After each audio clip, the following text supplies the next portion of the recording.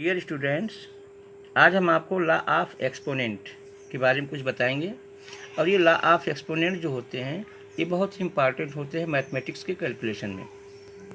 तो आपका first rule है a to the power m into a to the power n is equal to a to the power m plus n। इसका मतलब ये हो गया कि if the base are equal in case of multiplication exponent will be added. For example आपको पहले का example देते हैं। जैसे मान लीजिए आपका हो गया 5 to the power 7 into 5 to the power 3 is equal to हो जाएगा 5 to the power 7 plus 3 is equal to 5 to the power 10। इस तरह से अगर आपको दोनों के बेस सेम हैं तो ये एक्सपोनेंट क्या हो जाएंगे, ऐड हो जाएंगे। इसी तरह से दूसरा रूल है a to the power m divided by a to the power 1 is equal to a to the power m minus 1।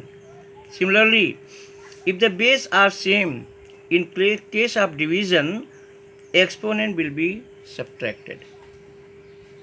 Division के केस में एक्सपोनेंट सब्ट्रैक्ट हो जाते हैं, लेकिन एक चीज़ ध्यान रखना है कि बेस दोनों के क्या होने चाहिए, इक्वल होने चाहिए।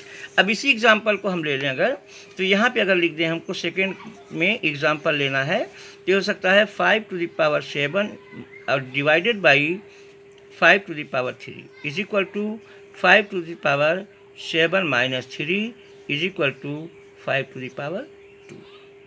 ये हो गया।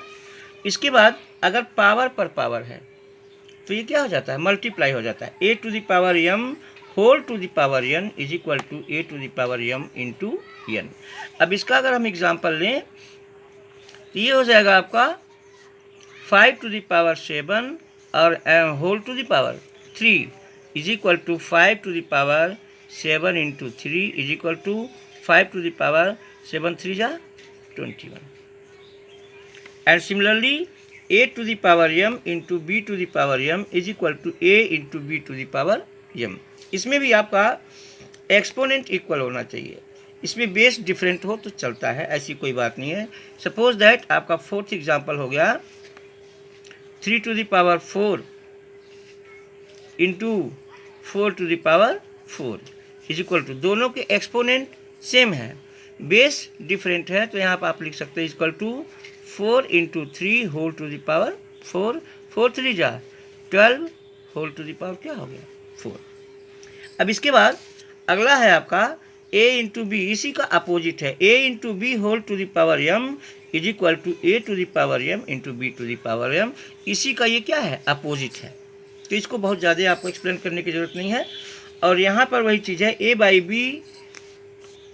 B whole to the power m is equal to a to the power m upon b to the power m। अब इसका भी एग्जांपल ले लें। Suppose that 3/4 whole to the power 5 is equal to 3 to the power 5 upon 4 to the power 5। जो सबसे important है ये rule आपका रूल नंबर 7 है, a to the power minus n is equal to 1 upon a to the power n। इसका मतलब अगर base positive है और एक्सपोनेंट क्या है, निगेटिव है, तो इसको हम कभी भी इस तरह से इसका रेसिप्रोकल कर देंगे तो ये क्या हो जाएगा, निगेटिव से पॉजिटिव हो जाएगा। या इसका मतलब ये कहने का है कि अगर इस तरह से लिखा हुआ है कि 1 upon a to the power minus n is equal to a to the power क्या हो जाएगा n, ये रेसिप्रोकल केस मानते हैं इसको। ये दोनों क्या हैं, रेसिप्रोकल केस है। और इसके बाद आता है आपका a to the power 0 equal to 1। इसका मतलब क्या है कि कितनी भी बड़ी लंबी संख्या हो, नंबर हो, चाहे वो रेशनल नंबर हो, चाहे इरेशनल नंबर हो, चाहे फ्रैक्शनल नंबर हो, चाहे डेसिमल नंबर हो, कोई भी नंबर हो, अगर उस पर कोई एक्सपोनेंट क्या हो गया, 0 हो गया, तो उसकी वैल्यू क्या हो जाएगी, 1 हो जाएगी। कोई भी नंबर हो, suppose that 999 whole to the power 0 is equal to 1। अब रेशनल नंबर ले लो, 1 to the power 1/2 to the power 0 equal to क्या हो जाएगा 1। ऐसे क्वेश्चंस आपको मिलते हैं।